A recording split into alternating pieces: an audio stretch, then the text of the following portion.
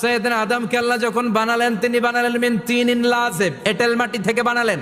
এঁটেল মাটি দিয়ে কাঠামো বানানো যায় না, স্ট্রাকচার করা যায় না।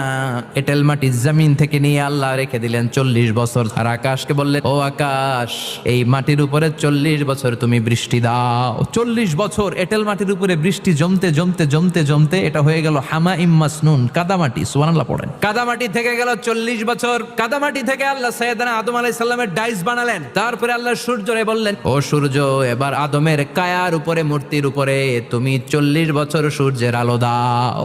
40 বছর সূর্যের প্রখর ও তীব্র তির্যক তাপে এবং কিরণে আদম হয়ে গেছে এখন সলসলিন কাল ফাখার, টোকা মারলে ঠন ঠন করে। সুবহানাল্লাহ পড়ে। এখনো রুহের ফুৎকার দেয় নাই, কিন্তু কেটে গেছে 120 বছর। 340 কত? 120 বছর চলে গেল। এই বিশাল লম্বা সময়ে আল্লাহ বললেন, লাম ইয়াকুন শাইআম মাযকুরা, উল্লেখ করার মতো আদম কিছুই ছিল না। আমরা যারা সলিমুদ্দিন কলিমুদ্দিন